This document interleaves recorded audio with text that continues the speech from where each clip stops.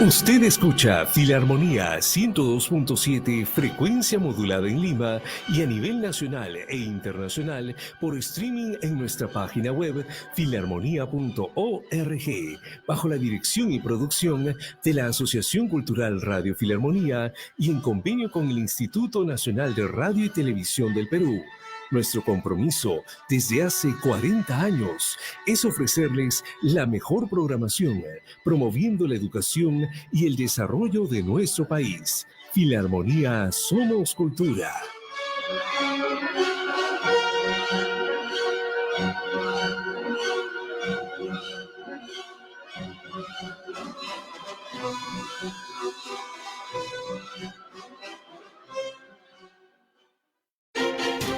El noticiero de RFI toma el pulso del planeta, los hechos que marcan la actualidad latinoamericana y mundial, vista por la redacción de Radio Francia Internacional en París y su red de corresponsales. El noticiero de RFI en las voces de Carmele Gallubo, Marcos García Herrera, Andreina Flores y Hugo Pasarello, más todo el equipo de Radio Francia Internacional. La información y las claves para entender la noticia. Escúchelo de lunes a viernes a las 6:30 de la mañana por Filarmonía 102.7 FM y filarmonía.org. Somos Cultura.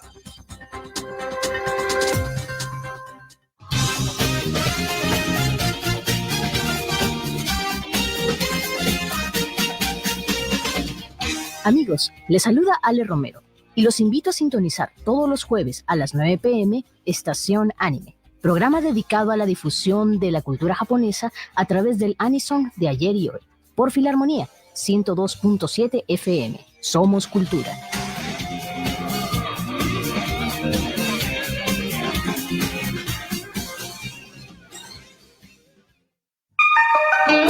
Todos los sábados tenemos una cita con los artistas, los géneros y los acontecimientos que marcaron la historia musical de nuestro tiempo, desde los 80s hasta hoy, en Sonósfera, ahora en nuevo horario, los sábados a las 7 de la noche, por Filarmonía 102.7 FM y filarmonía.org.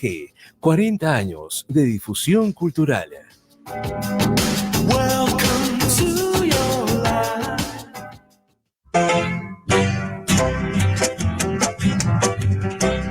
Amigos, soy Daniel Alejo Cornelio y los invito a sintonizar un encuentro con nuestra música criolla, con historias y biografías de nuestros compositores, artistas, dúos, tríos y conjuntos criollos de todos los tiempos, así como les ofrecemos las nuevas grabaciones de música criolla.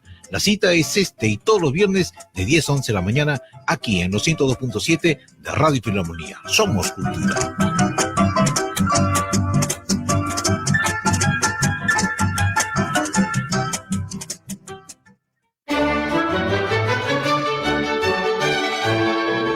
Hidrostal, durante más de 60 años, brindando soluciones innovadoras en el bombeo de líquidos y sólidos, les ofrece productos de alta calidad que protegen su inversión. Hidrostal.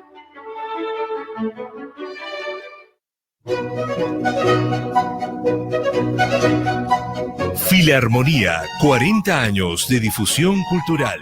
Presenta a continuación Musicalmente, un espacio para conocer y cultivar la salud mental, con la producción y conducción del doctor Alberto Fernández.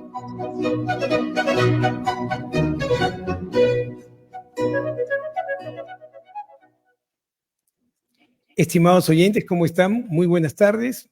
Nuevamente hoy en nuestro programa Musicalmente, un programa dirigido fundamentalmente a conocer sobre la salud mental y por supuesto conocer también algunos aspectos de las neurociencias que nos permitan comprender cómo es que el ser humano se adapta, se conduce y genera procesos de vínculo y, por supuesto, progreso para su propia especie. Hoy día, 25 de marzo, vamos a comenzar sobre un tema que es complejo. Es un tema complejo porque es difícil darnos cuenta cuándo nuestros hijos podrían estar pasando por lo que hoy se conoce como trastorno oposicionista desafiante.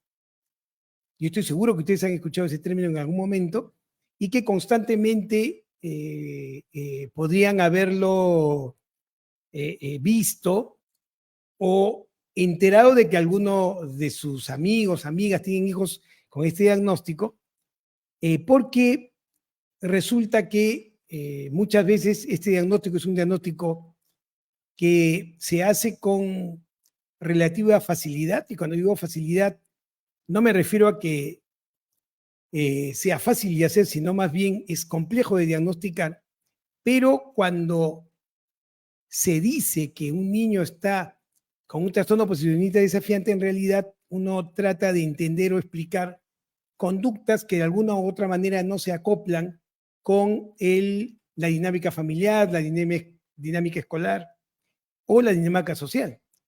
Y tenemos que tomar en cuenta que muchos trastornos del área de la salud mental en niños tienen esta característica.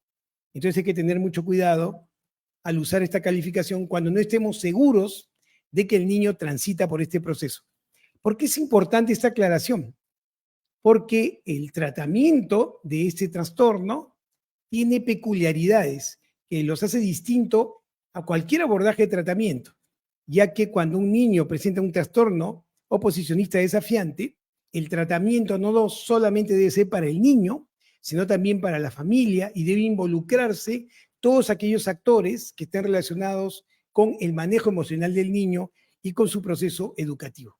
Por eso es tan importante tener esto en cuenta y hay que tener cuidado, ¿no es cierto?, al calificar a los niños de esta forma, porque como les digo, el tratamiento es diferente y particular.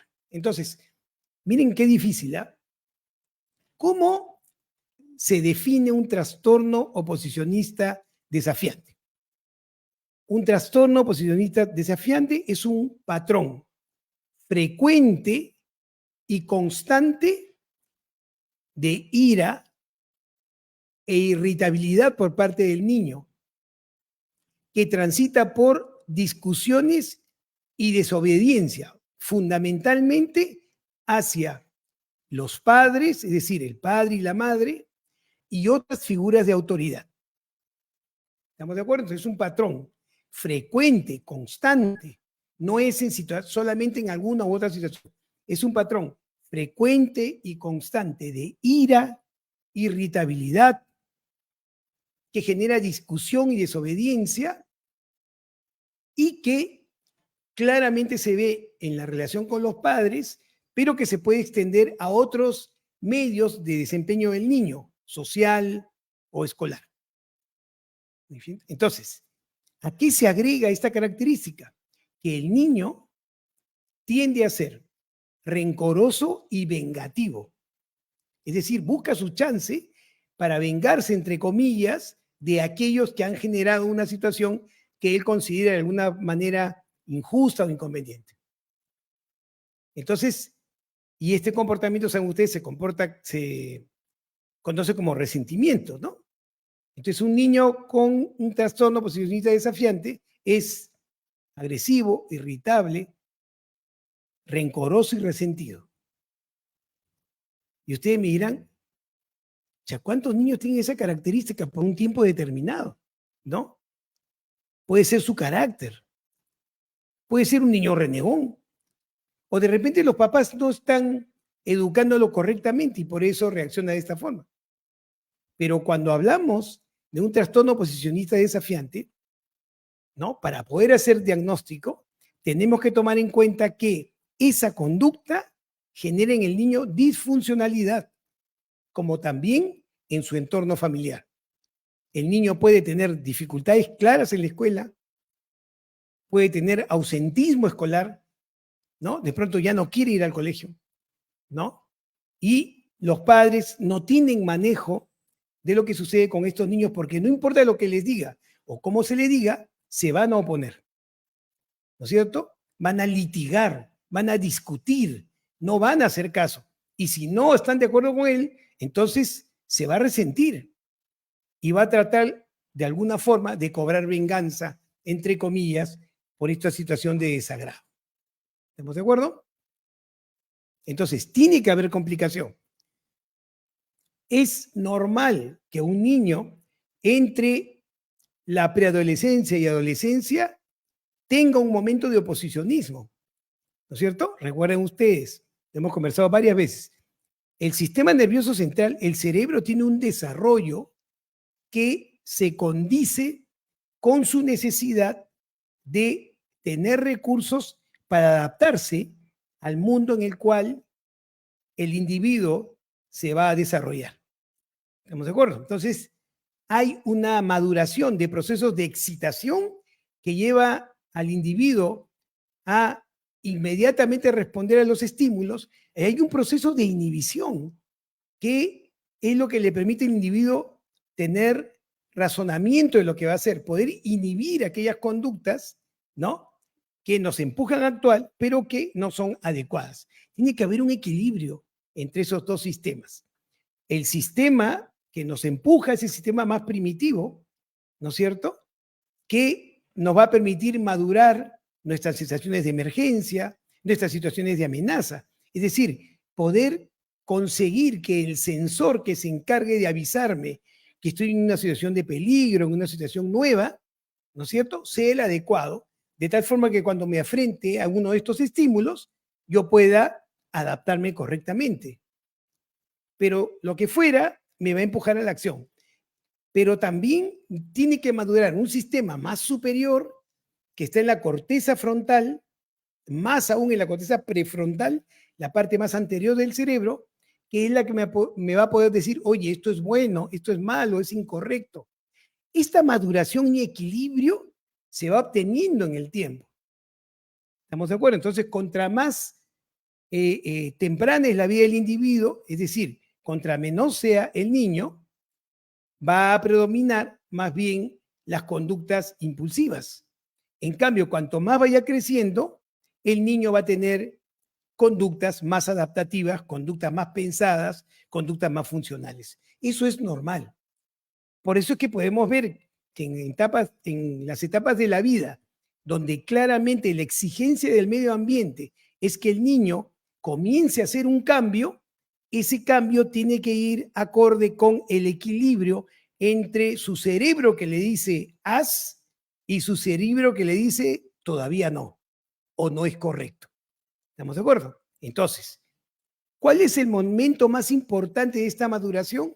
Más o menos entre los 10 y los 12 años, que es el momento en que el niño tiene saludablemente que irse separando de los padres para unirse a sus contemporáneos, a la gente de su edad, con la que va a vivir o va a complementar o se va a vincular el resto de su vida.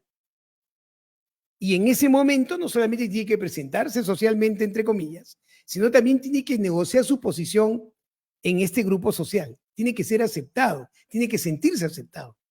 Este proceso per se es doloroso, es fastidioso.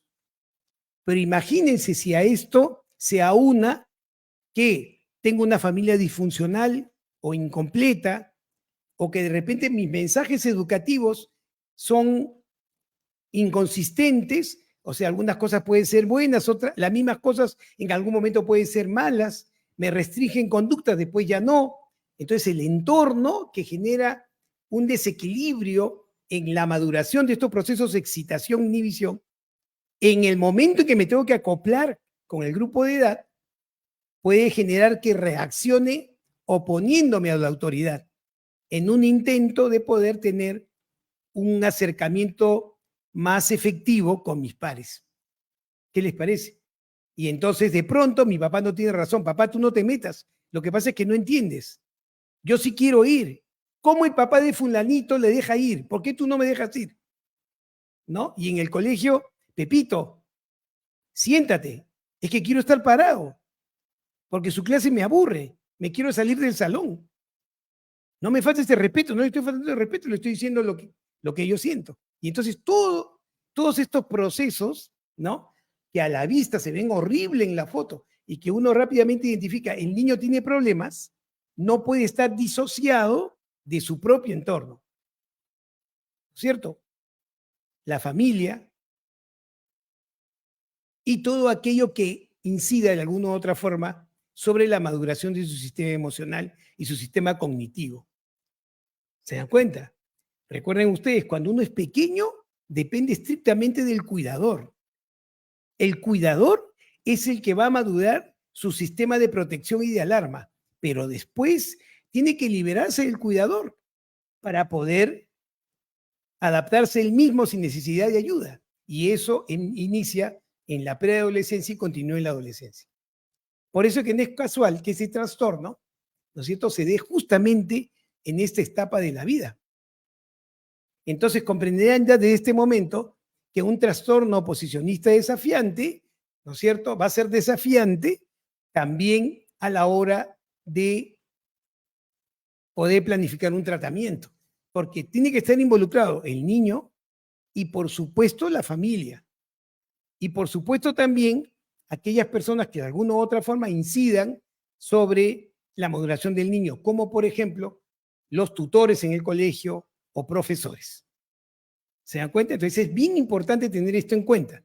Esto es un proceso que de manera global se puede actuar eficazmente, siempre de manera global. ¿Muy bien? Entonces, vean ustedes, estamos frente a un niño que es irritable, intolerante, se frustra con facilidad, discute, litiga, se opone, pero además queda con ese contenido y es rencoroso y busca vengarse de alguna forma. ¿Muy bien?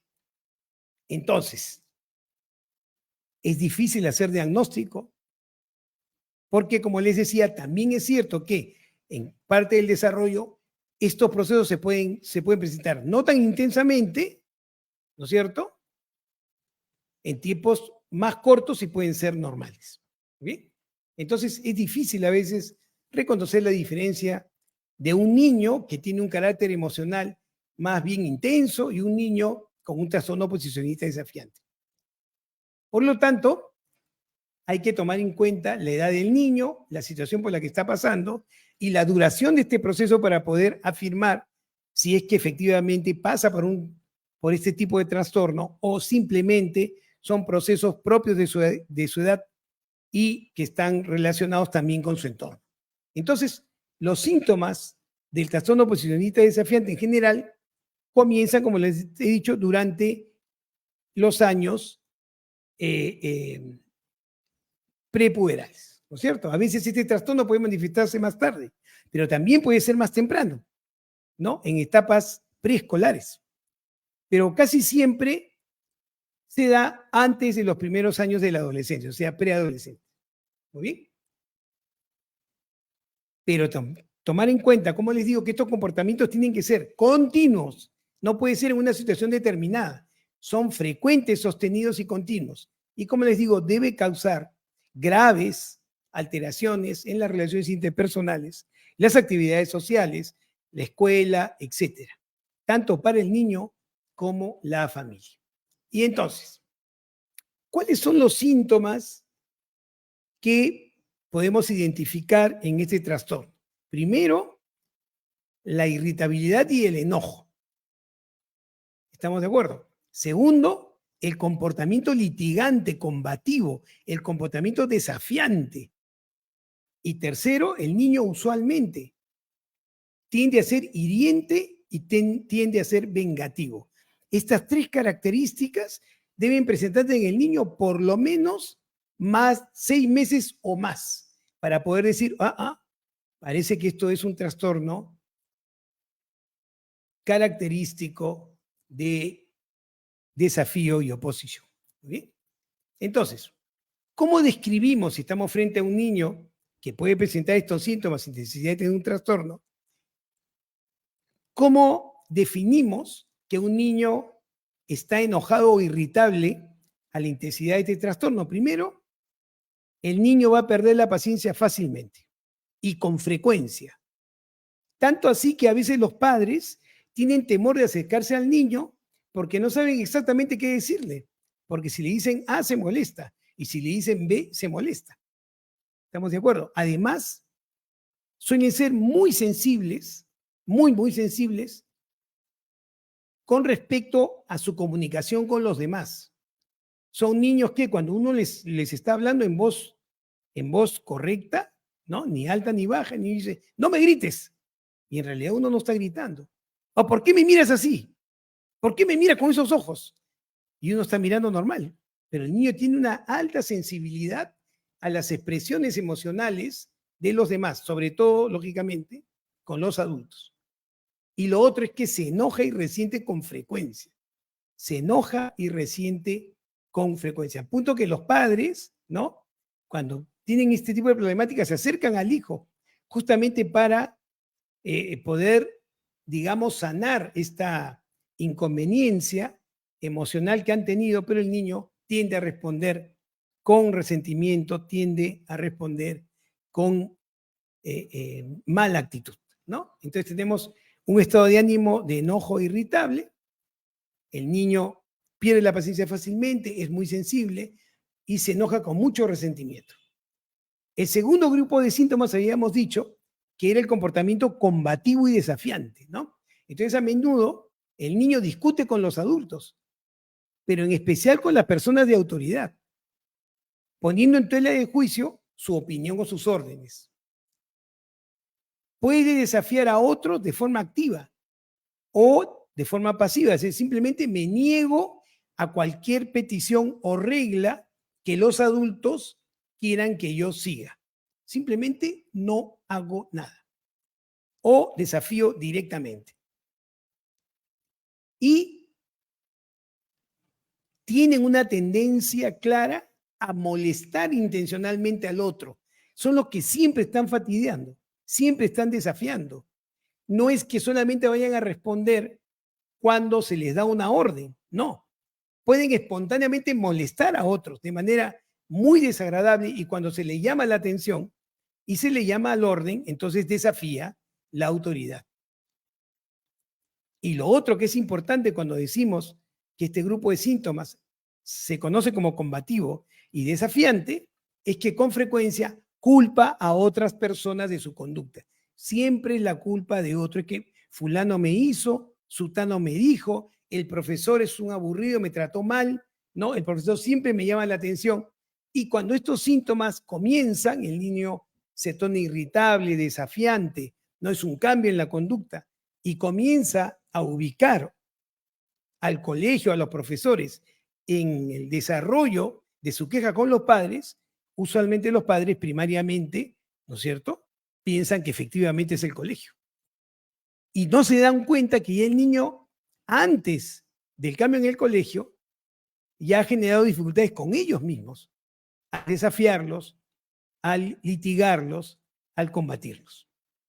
Entonces, no hay que perder la perspectiva. Recuerden ustedes, y lo hemos dicho varias veces en este programa, cuando ustedes quieren analizar la conducta de un individuo, hay que mirarlo siempre de manera longitudinal, no transversal, porque si uno lo mira de manera longitudinal, se va a dar cuenta primero que hay un cambio, o si no es un cambio, es un proceso que está aumentando en el tiempo, pero que ya era anterior.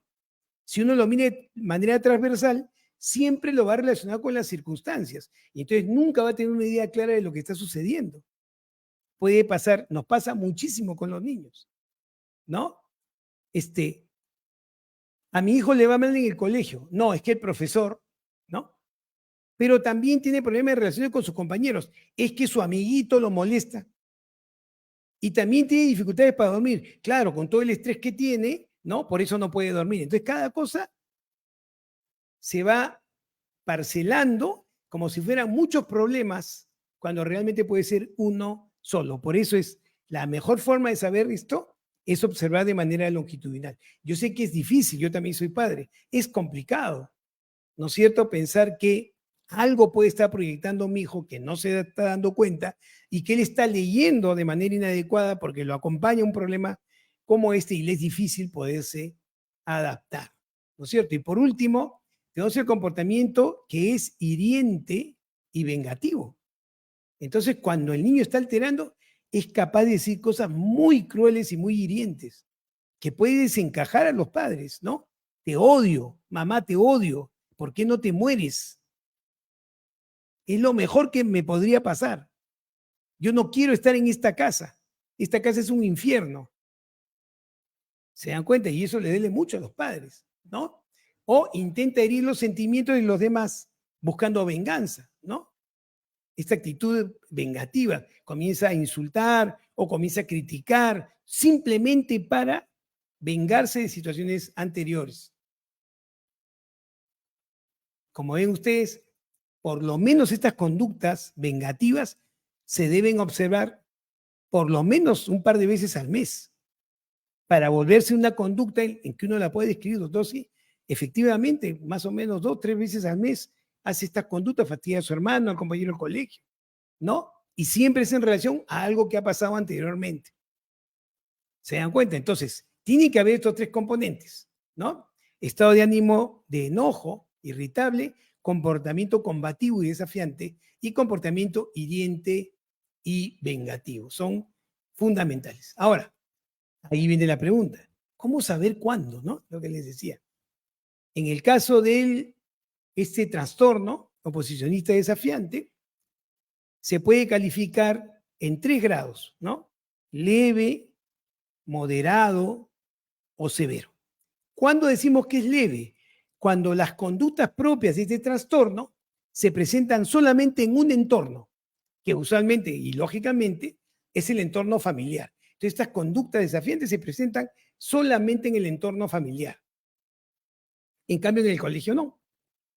Cuando es moderado, se presenta por lo menos en 2 entornos, que generalmente son la casa y el colegio.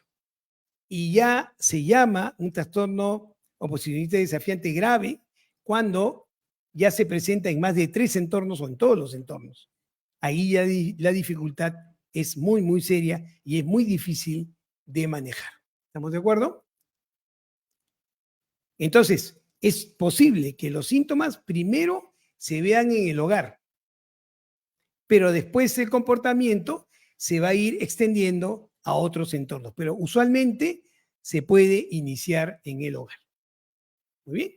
Entonces ya conocemos la característica del trastorno. Recuerden, la funcionalidad es el criterio mayor, ¿no es cierto? El tiempo debe extenderse, debe ser un cambio de conducta claro y debe extenderse por 6 meses por lo menos. Cuidado con cegarnos que es A, B o C cuando estas conductas van a ser permanentes y ahí se van a ustedes dar cuenta que no es necesariamente porque está en el entorno A, B o C, sino que se cumple en cualquier momento, ¿no? Entonces hay que tener siempre, como les digo, con los hijos, una visión longitudinal. ¿Cuáles son las causas del trastorno oposicionista desafiante? No se conoce, como muchos trastornos del área de la salud mental. Pero se tiene en cuenta que la carga genética puede ser importante. Es decir, si yo tengo un padre o padres que son más bien enérgicos, son emocionalmente muy intensos, ¿no es cierto?, que tienden a ser verticales, verticales con respecto a la crianza, ¿no? Podrían tener una carga genética que haga más propenso al niño a hacer este tipo de trastorno, ¿no? Entonces, la genética, en la que está involucrada, por supuesto, el desarrollo de la personalidad, puede ser un factor de riesgo o un factor que origina el problema. Y lo otro es el entorno, ¿no? Si tenemos un niño que sufre de negligencia, es decir, no tiene una observación o un cuidado adecuado, donde la disciplina es incoherente o estricta. ¿Qué es incoherente? Hoy esta conducta es buena, te felicito, mañana por la misma conducta, entonces te castigo. ¿Ah? Por ejemplo, estamos en la casa, viene el niño y jugando con su hermano le pega. Entonces viene el padre y le dice, no se le pega a otros niños. Eso no se hace. Después viene el niño, pega a un compañero en el colegio, ¿no es cierto? Y el niño, llaman al papá, ¿no? El niño le ha pegado a un compañero y él dice que ha sido porque se ha defendido. Llega a la casa y el papá le dice, muy bien hecho, hijito, está bien que le pegues. ¿Se dan cuenta? Eso es lo que nosotros llamamos en mi área una relación de doble vínculo, ¿no? Está bien, pero no está bien. Es correcto, pero no es correcto. Cuando nosotros criamos con esa incoherencia, entonces es muy probable que el niño, no poder definir qué es bueno, qué es malo, tome sus propios principios, ¿no? Y sus propios procesos para definir qué cosa es bueno y qué cosa es malo. Y entonces, cuando alguien le diga, estás equivocado, probablemente entre las cosas que va a decir, tú me dijiste que podía pegar. No, pues hijo, pero no a tu hermano. ¿Cómo no a mi hermano? O sea, le puedo pegar a otros. ¿Se dan cuenta? Y eso es lo que comienza a generar lo que llamamos una disciplina incoherente, ¿no? O una disciplina estricta. Vas a hacer esto. ¿Por qué? Porque lo tienes que hacer. Y esto porque lo tienes que hacer. Y esto porque lo tienes que hacer. Así no te guste porque estás en mi casa y yo soy tu padre. Listo. Y cuando va al colegio, ¿a quién obedece? Si ya no está en su casa y ya no es su padre, ahí no obedecerá. ¿Se dan cuenta? Entonces, todas estas formas de crianza pueden generar que haya un mayor riesgo. Por lo tanto, si esto se entiende como posible causalidad, podemos entender cuáles son los factores de riesgo, ¿no? Y entonces, el primero será, como hemos visto, el temperamento, ¿no? Si es un niño que desde el principio tiene dificultad para controlar sus emociones, es un niño que reacciona desproporcionadamente a los estímulos emocionales, ¿no? De repente por situaciones pequeñas, pues llora demasiado, o por situaciones que no son tan importantes, se irrita con facilidad, ¿no? Va a tener mucho más probabilidades de hacer este trastorno. Y sobre todo, y escuchen bien, si es un niño que tiene baja tolerancia a la frustración. Y la baja tolerancia a la frustración es un proceso que se construye con el crecimiento. Es un proceso que se construye con el crecimiento. No debemos, por supuesto, despreciar el mensaje genético. Cuando el niño nace, puede tener más propensión que otros niños. Pero en el devenir del desarrollo, sobre todo de la crianza, hay que tener cuidado, entonces, de generar en el niño una capacidad de tolerar, para que cuando en algún momento determinado no le toque algo que quiere o no merezca algo que desea, no lo frustre al punto de reaccionar exageradamente o agredir. Entonces, ¿quiénes son los responsables de generar en el niño tolerancia a la frustración? Son justamente los padres. Entonces, el ser absolutamente permisivo probablemente genere en el niño una baja tolerancia a la frustración. Y cuando salga a otros entornos y el mundo no sea como se los dibujaron sus padres en la casa, donde él pide y tiene inmediatamente o quiere hacer A e inmediatamente tiene el permiso de hacerlo, ¿no es cierto? Va a tener dificultades porque no va a ser igual y va a tener rechazo en el otro lugar, en el mundo real, porque en su casa él es el centro. Él dice A, tiene lo que quiere. No tiene apreciación del costo de los procesos, del costo de los procesos emocionales, del costo de los procesos económicos. No tiene una idea clara de por qué le llegan las cosas. Entonces el niño llega a pensar que él recibe las cosas porque simplemente le tocan, pues. Entonces el día que le nieguen, estando acostumbrado a esto, no va a tener tolerancia a la frustración de no recibir lo que él quiere en ese momento, porque desde pequeño y en su casa siempre lo ha recibido. ¿Se dan cuenta? Entonces, no es bueno ser absolutamente permisivo, ¿no? O absolutamente autoritario, no. El niño tiene que tener la oportunidad de ser reprendido por una inconducta, reconocido por una buena conducta, premiado por una situación buena, determinante, ayudar a otra persona, o castigado si de alguna u otra forma produce algún tipo de daño a él mismo o a otros. Pero es la forma en que él va a ir aprendiendo qué cosa es bueno y qué cosa es malo. Es como cuando el niño empieza a caminar, ¿no? Si cuando el niño empieza a caminar, uno está detrás de él sosteniéndolo para que nunca se tropiece, va a ser bien difícil que comience a caminar con autonomía. Entonces el niño de todas maneras va a tener que tropezarse, va a tener que caer y el niño va a aprender que eso es parte de un proceso que le va a permitir posteriormente caminar. Y entonces va a aprender que invirtiendo riesgo y enfrentando los riesgos y solucionando los problemas, puede obtener situaciones ventajosas. Pero si no pasa por esa experiencia, va a ser muy difícil que posteriormente no tenga una tremenda frustración porque las cosas no pasen como les dijeron que debía pasar, porque tuvieron padres o cuidadores permisivos. Entonces hay que tener mucho cuidado. Este factor es sumamente importante.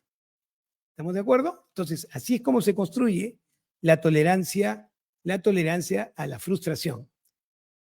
Muy bien. Entonces, ¿cuáles son los otros problemas? Lógicamente, si la familia es la responsable de poder obtener en el niño una vida saludable donde no pierda la valentía de explorar, donde no pierda la valentía de atreverse, donde no tenga temor a equivocarse y donde pueda reparar sus errores, ¿no es cierto? ¿Qué haríamos con un niño que sufre negligencia? Un niño que no tiene cuidado, a un niño que no lo educa las mismas personas para seguir por lo menos un protocolo determinado, un niño que va a un sitio a otro, acá le dicen A, después le dicen B, acá le dicen C, ¿cómo no va a generar posteriormente una dificultad de vínculo si no tiene nada claro? Entonces la negligencia es un gran problema y es un factor de predisposición muy, muy alta en este trastorno posicionista desafiante. El otro es el abuso físico o psicológico, ¿no? Si yo acostumbro al niño a constantemente recibir castigo físico, psicológico, sin dar espacio de reconocimiento, entendiendo que la agresividad y el maltrato físico solo genera distorsión en el desarrollo del niño, no solamente orgánico, por hacer esta división artificial, sino también sobre el propio desarrollo de su cerebro, para poder después ser funcional, es muy probable que también haga este tipo de dificultades. ¿Se dan cuenta? Me voy a revelar a eso. Tampoco es bueno la disciplina severa. Más aún si esta disciplina severa es contradictoria. O sea, mi conducta, buena o mala, y su calificación va a depender del humor con que mi papá llegue de trabajar. ¿Qué les parece? ¿No? Entonces yo, papá, llego cansado, me siento a comer con mis hijos, ¿no? Y mi hijo me quiere comentar lo que ha pasado en el colegio, y mi mamá me dice, cállate, ¿no?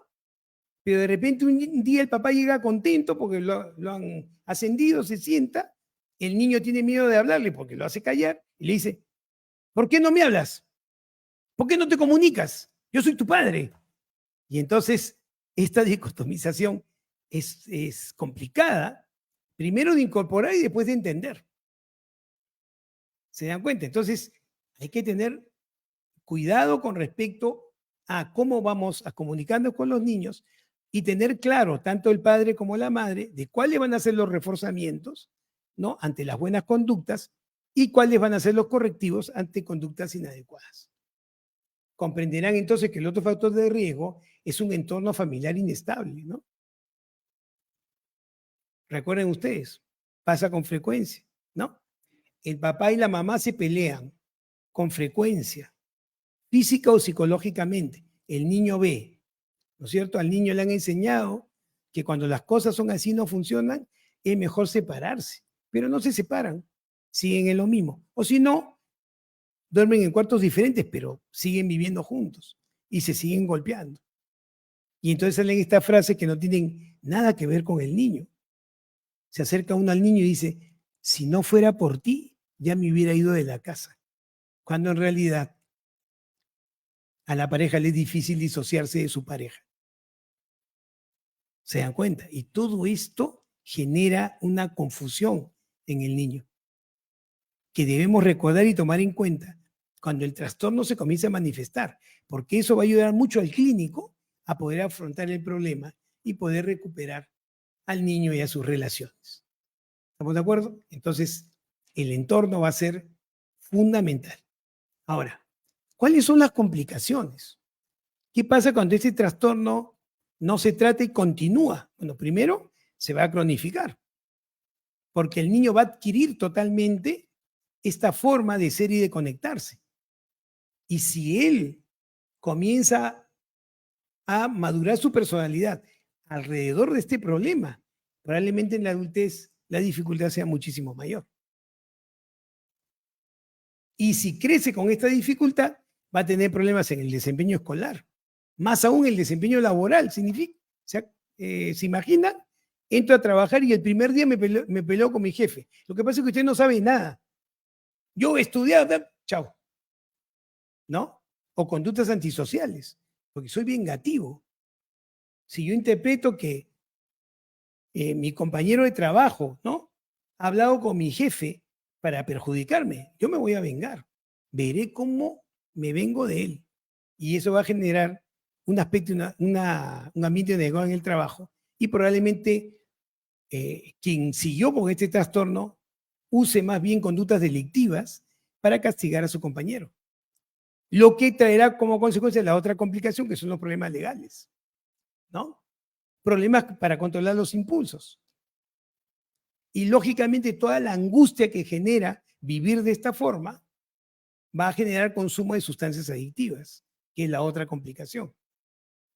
Y en última instancia, ¿no es cierto?, si esto se complejiza, se puede pasar por un estado de trastorno depresivo y podría haber entonces suicidio, ¿no? Por eso esto tiene que tratarse con propiedad tempranamente y sobre todo adecuadamente. Ahora, es importante que sepan ustedes que este trastorno oposicionista desafiante es comórbido, es decir, se presenta paralelamente con otros trastornos frecuentemente. Por ejemplo, es frecuente tener un niño con trastorno por déficit de atención e hiperactividad e impulsividad con un trastorno oposicionista desafiante. ¿Se imagina? O un niño con un trastorno oposicionista desafiante con depresión. Recuerden ustedes que la depresión en los niños no es igual a la de los adultos. El niño expresa su depresión a través de conducta irritable, dificultad para conciliar el sueño. Y esto, sumado al trastorno oposicionista desafiante, no nos va a dejar ver los síntomas de depresión. Y el niño podría estar deprimido. Los trastornos de ansiedad también pueden ser comórbidos a trastorno oposicionista desafiante. ¿Se dan cuenta? Y por último, lógicamente, con toda esta dificultad, el niño puede presentar problemas de comunicación o de aprendizaje. ¿Estamos de acuerdo? Entonces, tomar esto en cuenta es muy importante. Recuerden, muchos se estarán preguntando, qué difícil, ¿cómo me voy a dar cuenta? Hay un cambio de la conducta que ustedes pueden notar y que en ese momento ustedes lo van a poder explicar.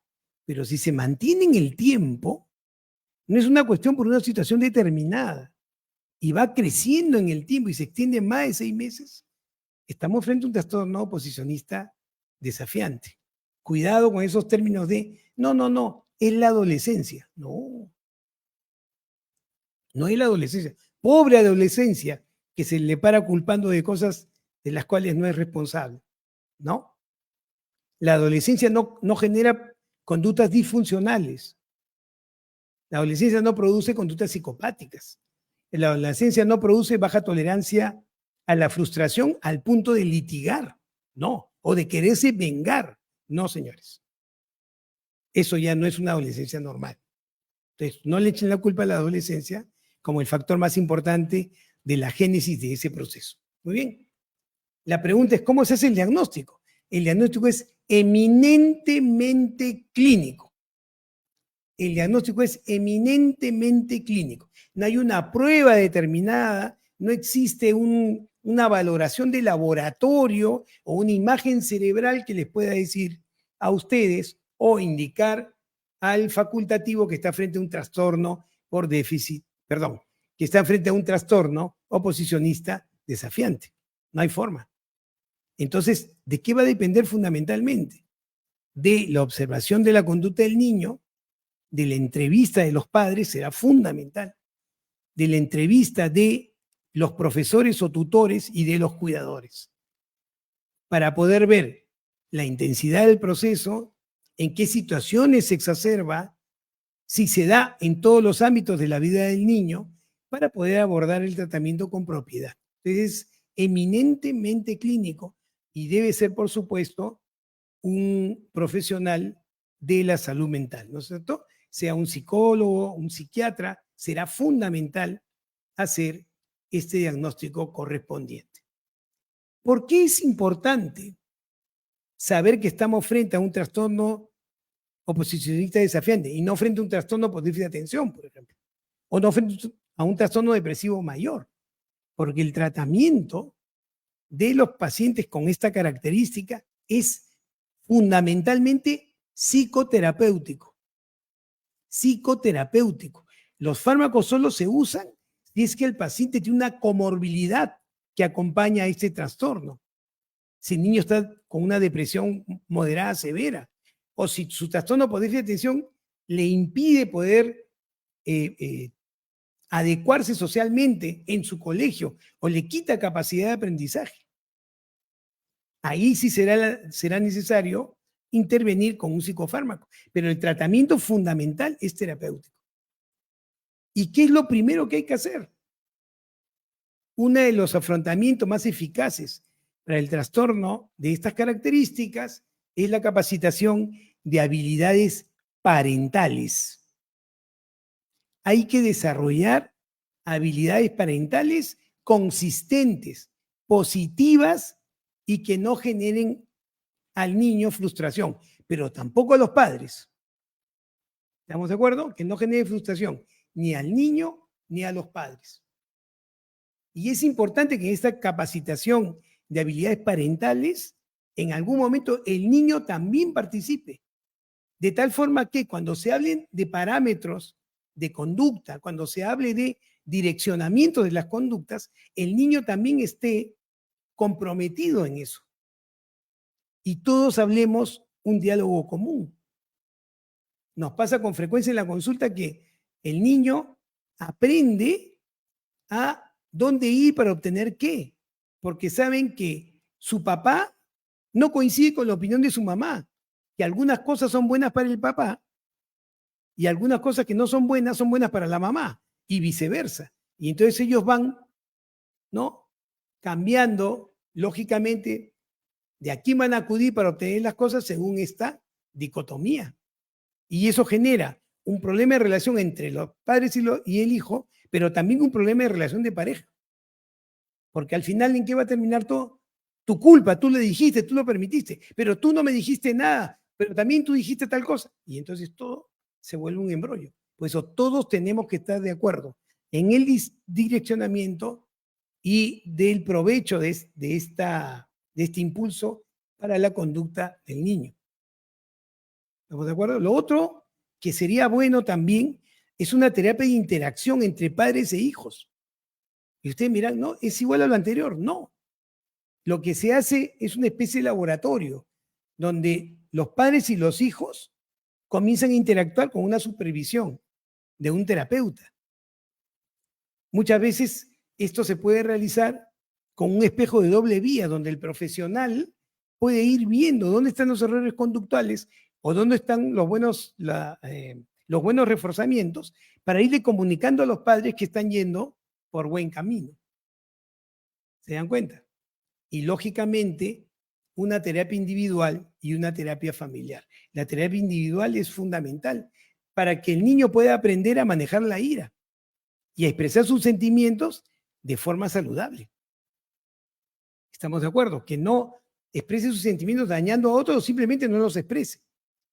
Y la terapia familiar puede ayudar a mejorar la comunicación de las relaciones de los miembros de la familia. Es decir, la idea es poder trabajar juntos. ¿Qué les parece? Y lo otro es la capacitación para la resolución de los problemas. Los padres no hemos nacido sabiendo criar. Eso no es cierto.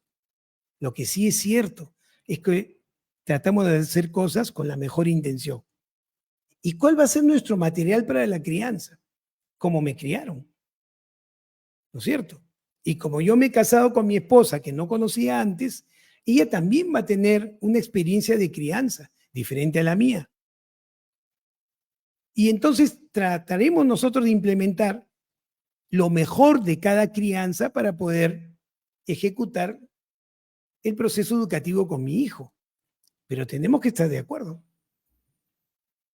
Pero nos pasa muchas veces que a pesar de la experiencia paterna o materna, nuestra capacidad para la resolución de problemas no es suficiente. Y entonces necesitamos una ayuda profesional para que nos enseñen a resolver aquellos problemas que para nosotros son nuevos y que de repente no hemos vivido. Nos pasa a nosotros ahorita, ¿no? Esta revolución que ha habido con respecto a la tecnología ha enfrentado a los padres a problemas que no conocen con respecto a cómo manejar el Internet, las redes sociales, de cómo manejar el uso del celular, de las tabletas, de la computadora. Nos han puesto en un problema terrible porque hemos tenido dificultades, tenemos algunos todavía dificultades para adaptarnos a la tecnología, no la entendemos bien, nuestros hijos han nacido con la tecnología, la entienden perfectamente, y cada vez que nosotros por intuición tratamos de modificar conductas, porque mi hijo se mete a dormir con el celular y no se queda dormido hasta las 3 de la mañana, voy a tener dificultades porque no conozco. Porque mi hijo sabe lo que me va a decir, papá, todo el mundo está conectado de noche. Si tú me quitas el teléfono, no voy a poder conversar con mis amigos. No se van a juntar conmigo. Entonces, ¿cómo enfrento eso? ¿Cómo negocio eso? Lo aíslo a mi hijo, no lo dejo entrar a las redes son peligrosas. Entonces, es una situación complicadísima para nosotros. Entonces, necesitamos orientación. Necesitamos de quien nos ayude a resolver problemas. Más aún si estos problemas son totalmente nuevos para nosotros, ¿no? Y lo otro que es importante es que en la terapia individual el niño comienza a adoptar habilidades sociales, ¿no es cierto? Para poder entender al otro, para poder verse en el pellejo del otro, para poder esperar lo que le corresponde en realidad, ¿no? Para poder pedir lo que en realidad él merece y si no, poderlo negociar sin que eso signifique una discusión. Y para eso tengo que estar en capacidad de poder ver al otro, no meterme en mí mismo. Me veo yo, me molesto yo, respondo yo. Y el que está afuera, que es el que está comunicándose conmigo, no participa para nada. Y encima después le echo la culpa. No puede ser. ¿Se dan cuenta? Entonces es que, como les digo, la labor de los padres va a ser fundamental. ¿No es cierto? Los padres tienen que dar instrucciones claras y cumplirlas. Si los padres determinan consecuencias para algunas conductas inadecuadas, esas consecuencias se tienen que cumplir. Si no se van a cumplir, señores, es mejor que ni la planteen, porque pierden autoridad y pierden credibilidad. Recuerden ustedes, entre comillas, un castigo implementado a un hijo debe ser lo suficientemente potente para que el hijo corrija la conducta, pero no tanto que los padres sufran por su propio castigo y después no lo cumplan. Enseñándole al niño que no importa lo que haga, no importa lo que diga la ley, puede no recibir ninguna consecuencia por su conducta. Entonces hay que ser proporcionales en lo que vamos a implementar para corregir y debe cumplirse, debe cumplirse. Lógicamente, al amparo de eso, debe haber un elogio permanente de las buenas conductas del niño. Cuidado con esos padres que dicen, no, eso es lo que él debe hacer. Yo no lo voy a felicitar porque estudie, porque él sabe que tiene que estudiar. No lo voy a felicitar por sus buenas notas, porque todos nosotros hemos sido buenos en el colegio y mi papá a mí no me decía, por favor. Es lo que él debe hacer. No, señores. No. Entonces, así como hay que estar atentos a las inconductas para poderlas modular, hay que estar atentos también a las buenas conductas para poderlas reforzar. Yo estoy seguro que varios de los padres que me están escuchando deben estar pensando, no le dije a mi hijo cuánto lo quería. No felicité a mi hijo cuando logró sacar una mejor nota en el colegio. Así no haya sido la que a mí me gustó, pero mejor que su nota anterior. ¿no? ¿O no ha pasado que su hijo ha llegado con su nota de matemáticas con 16, cuando antes sacaba 12 y el padre le ha dicho, cuando traigas un 20, me traes el examen, después no me interesa? ¿O no? Mucho cuidado, mucho cuidado. Y por último, el niño no necesita lo que le faltó a los padres. Ese es otro error. Hijo, yo te voy a dar todo lo que me faltó a mí. ¿Quién le ha preguntado a ese niño si lo que quiere es lo que le faltó al papá? Si el hijo es diferente, es otra persona, tiene otras necesidades. Y si yo no la sé leer y le impongo el complementar lo que yo no pude hacer y lo que no me realicé, probablemente termine con un niño posicionista desafiante. Porque nadie le preguntó nada. Entonces, mucho cuidado con todo eso, mis queridos oyentes. Entonces, la mejor manera de prevenir este trastorno, ¿no es cierto?, es una crianza positiva, un tratamiento temprano para mejorar los comportamientos, evitar las situaciones que generen conflicto y si se presentan, sentarse con tranquilidad para analizar los hechos y redireccionar la conducta hacia conductas más bien que permitan la adaptación del niño y, por supuesto, el bienestar de la familia, y en ese sentido, hacer un trabajo permanente para estar siempre unidos y vinculados. Muy bien.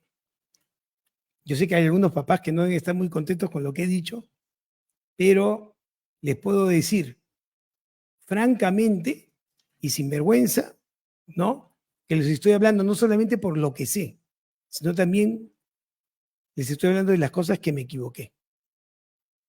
Todos nos equivocamos. Y debemos responsabilizarnos de nuestros errores, entendiendo que somos padres, nadie nace sabiendo, uno trata de hacer lo mejor, uno cree que está haciendo lo mejor, pero siempre es bueno cotejar, siempre es bueno ver cómo van nuestros hijos, si están contentos, si no. O díganme ustedes si no han mandado a su hijo a jugar fútbol porque ustedes querían ser futbolistas. ¿Y quién le preguntó al niño si le gustaba jugar fútbol? Claro, porque a ver, con mi papá lo diré. Sí, papá, vamos. Pero en realidad le gusta. Piensen, le mando un abrazo fraterno. Gracias por estar ahí. Gracias por escucharnos. Y por supuesto, nos vemos el próximo lunes a las 2 de la tarde en nuestro programa Musicalmente con otro tema de su interés. Muchas gracias y buena semana.